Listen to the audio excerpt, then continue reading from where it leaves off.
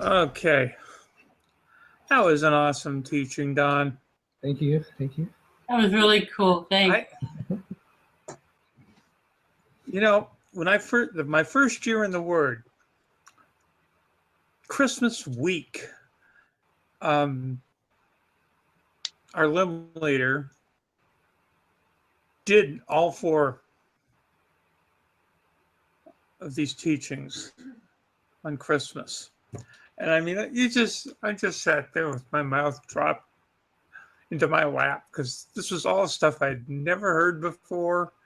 And it just, hey, that makes sense. Mm-hmm.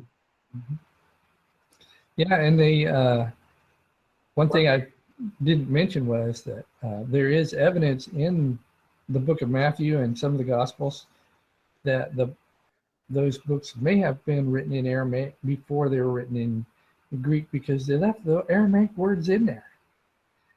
Yeah. The most famous one is Eli, lama sabachthani. Yeah. Those are not Greek words; those are Aramaic words. So, right. I have always believed that it was in Aramaic first. In fact, it may have been that way with the church epistles as well. Mm-hmm. I mean, Paul knew both Greek and Aramaic, so it could have been either. Yeah, and Aramaic was the common language of the time. They probably all spoke that on a regular daily basis. Well, and in Israel, yes. Mm-hmm. But I mean, like if you went into Phoenicia or Philippi or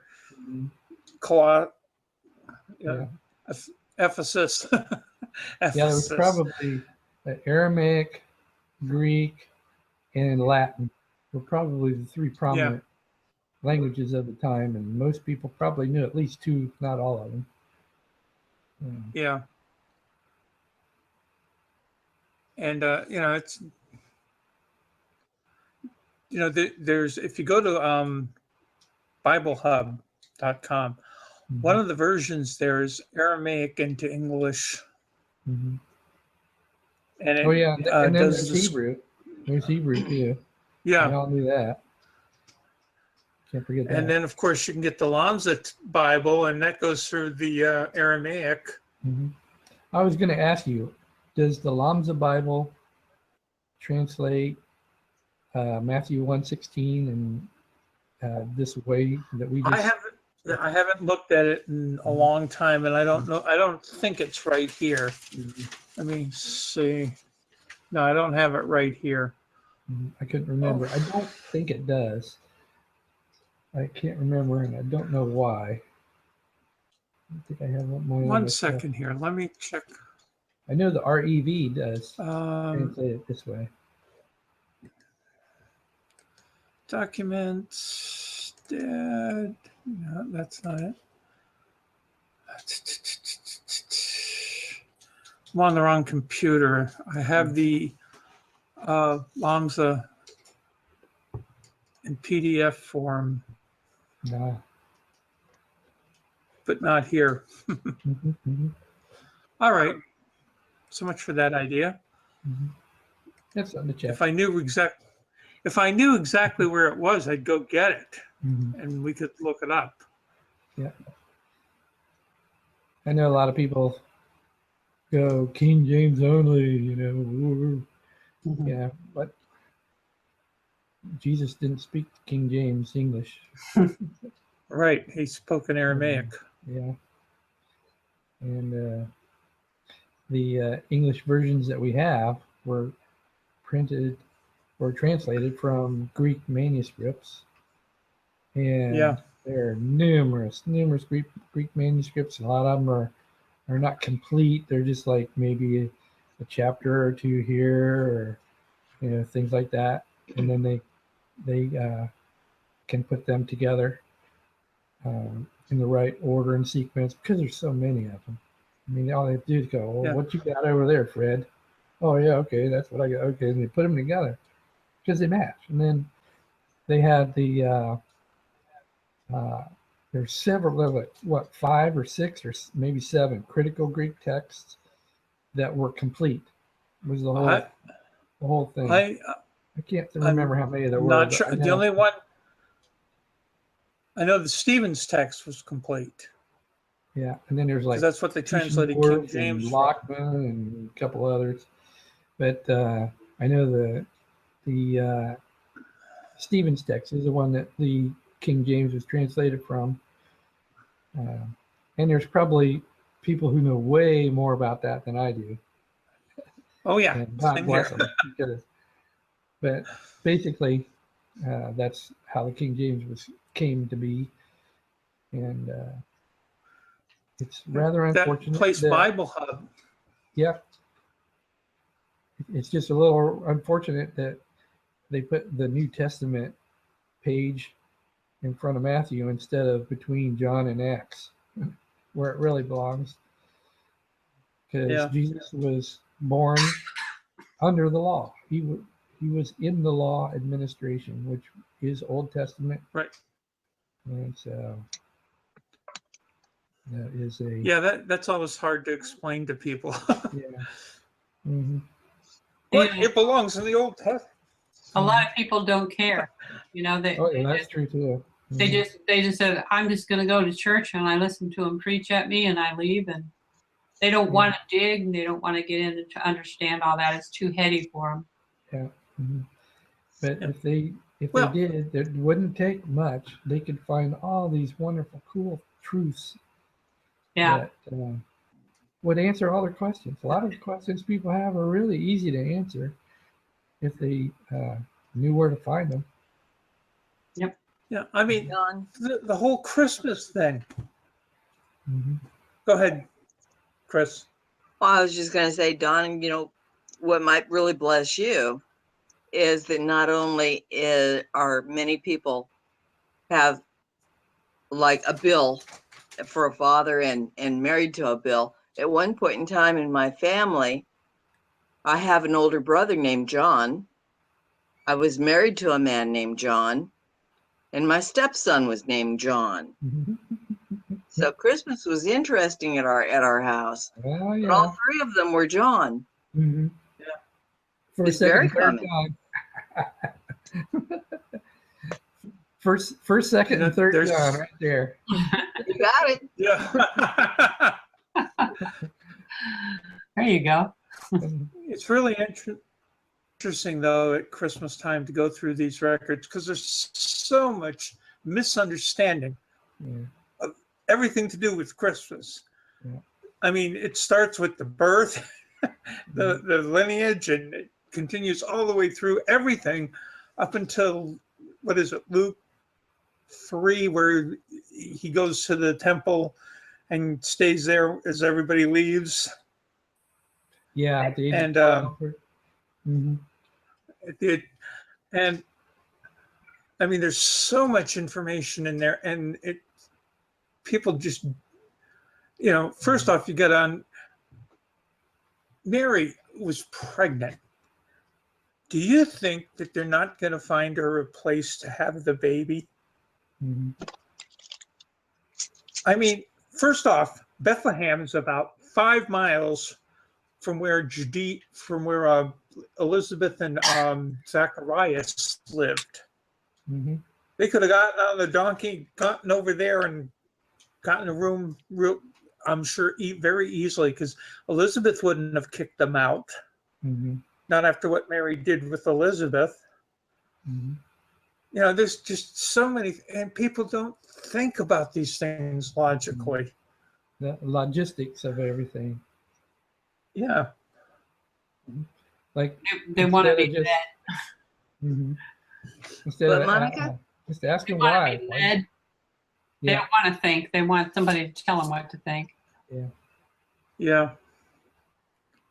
Yeah, but it better agree with their Then brain. we came along. Yeah. That's why those who seek me find me. Yes. Right. We came along and started raising hell about this stuff. We started raising heaven about this stuff. But all this is, you can check all this out. It's all available. There's even a website that I went to, I don't know, it's been 15 years ago. When I first started getting on the computer, there was a website called Peshitta.org. What was it? Peshitta, PESHITTA.org. And Peshitta is a form of Aramaic. Form of Aramaic. Peshitta Aramaic. It's like a dialect of Aramaic. And these guys from Chicago are from the homeland where they spoke all this Aramaic, and there were about 20 guys on there, and they were having all these discussions. And one day I was on there. I'm just curious about all this, and they're using the Way International's Aramaic concordance. They had access to it, and they're using it. And when I learned that, I thought, well, there's probably some people who were in the Way ministry or at one time who are watching this website. So anyways, I'm watching it, and one day this subject came up. They were talking about what was the original language of the Gospels. Was it Greek or was it Aramaic? I guess this is an ongoing debate that has no ending. Some claim the Greek came first, some claim the Aramaic came first, and it was just kind of funny almost to listen to it, knowing what we'd been taught and knowing what we know about this particular chapter. And so in their discussion, the opportunity came for me to ask a question.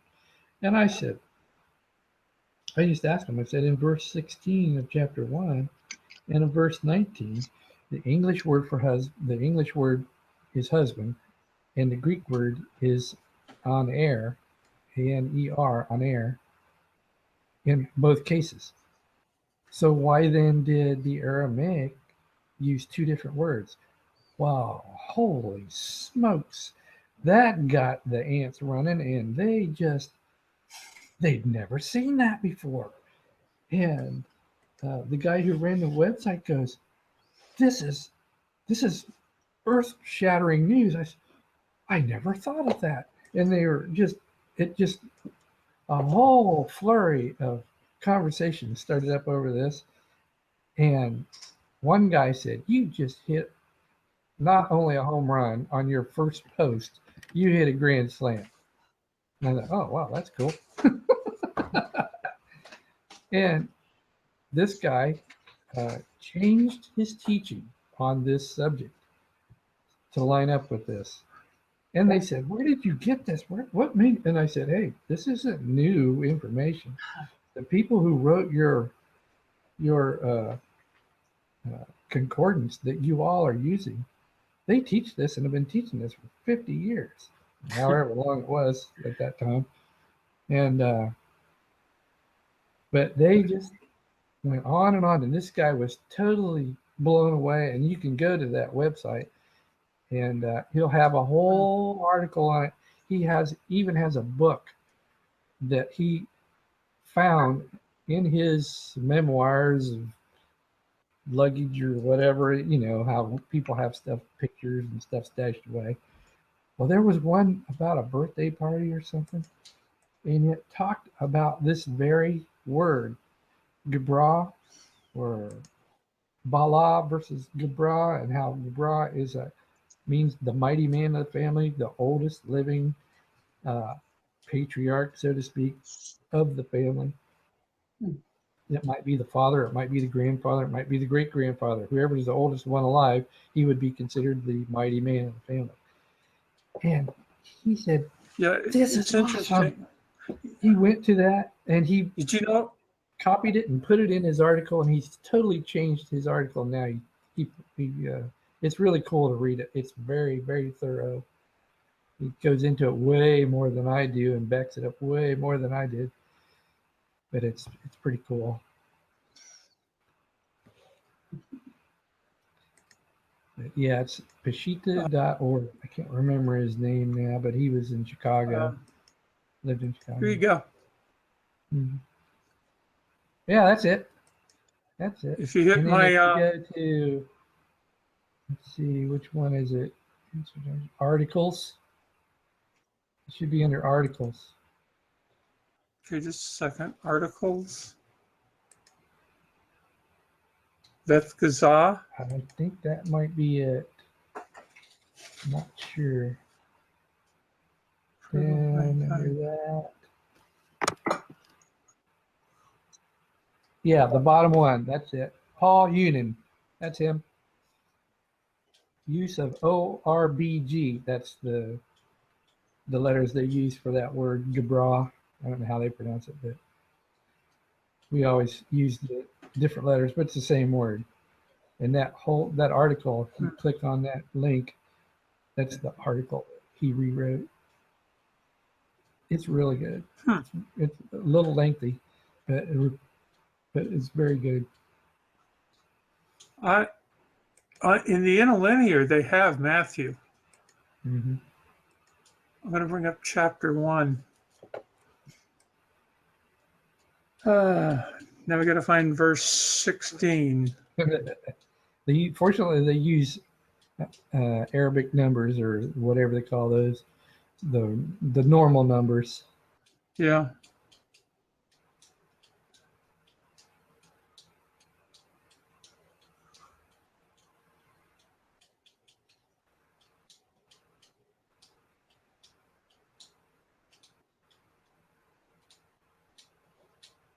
Which verse is it? 16? 16 is Joseph. Jacob begot Joseph. Should read the father of Mary instead of the husband of Mary. I don't know if they've Wow. made This that is change or not. this is totally different. It says Yeshua was born from, I guess that's Mary, the kinsman. Maybe you read it from right to left. Yeah, maybe so. Yeah, the kinsman of Mary, from whom was born Joshua, who is called.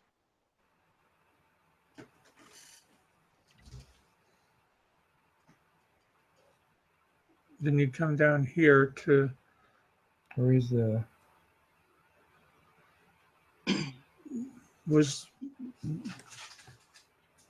Miriam was the mother of Joseph, the Messiah.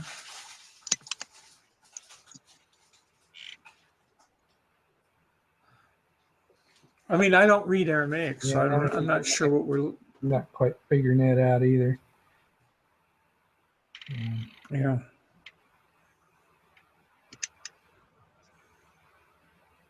Verse 17's got the 14 generations in it. Yeah. In verse 16, generations 14 from. Well, that print sure is tiny. Yeah, it is. Yeah, it's. Let me see if I can't. Yeah, I don't know how to read that one, but it's in there.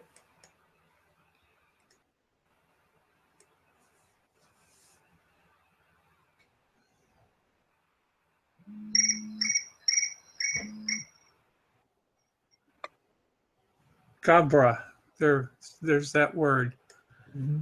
Literally means protective male. It is unclear whether the text refers to Mary's father or to her husband. Yeah, the debate goes on. Mm-hmm. How That's can what you that's read all that? about. It's so small.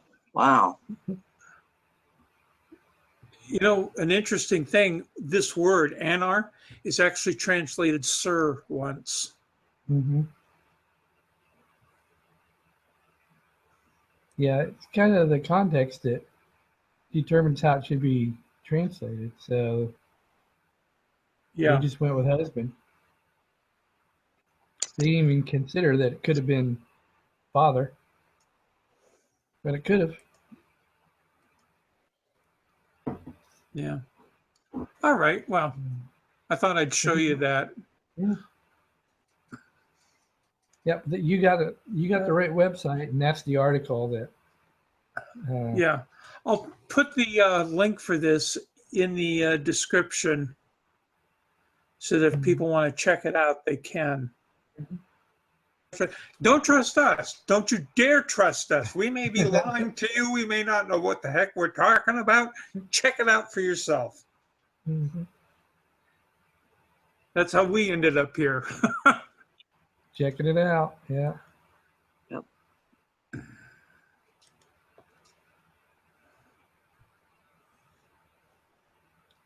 That's If so somebody cool said that you can something. do that, Dawn. What's that? I was telling Don it was so cool that he can do that with the computer. Mm-hmm. Mm-hmm. Yeah. And if you go to Bible Hub, they have more than one text. They have several texts there. And, you know, sometimes there's like up to 27 copies of a verse, and they'll present each one to you. Really? Oh, how cool. Yeah. But if you can't read Greek or Hebrew or Aramaic, it's not much of a help. Or if you have trouble reading English. Mm-hmm. Yeah. Well, guess what I'm going to be doing tomorrow? Well, unfortunately, they aren't interlinears. They are texts. I'm going to go there just tomorrow flat and out check it Greek out. or Aramaic. That's cool.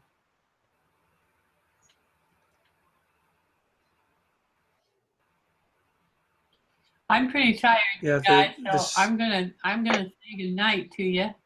Okay, Monica. Okay. Good to see You you. have a good night. Okay, I will. I'm Yeah. hoping to see everybody at fellowship tomorrow night. I'll be there. Okay. You guys have a great evening and a good day tomorrow. All right. too, You too, Monica. Monica. I'm not going to. What's I'm not going that? to promise. I'll try and be there. Well, you'll be there in our hearts if you're not There there. you go. Yeah, and I'll be in. You guys are all in my heart too. So. Yeah. Well, God bless you guys. All right. God bless you, Monica. Okay. Good night, Good Monica. night. Night. Good night. Feel good. Okay. Yeah, there is really so much information about the whole thing with Christmas, from when it happened to. Mhm. It's like a comedy of errors. Now there is a book, The Star That Astonished the World. It's very good, and it's available to read. You can read this online. It's available online. Let's see. Star That Astonished the World, and it's written I- by Ernest L. Martin. And this is the book that the Way Ministry got a lot of their material from when they printed Jesus Christ the Promised Seed. And so, very Who cool. wrote that? Ernest L. Martin.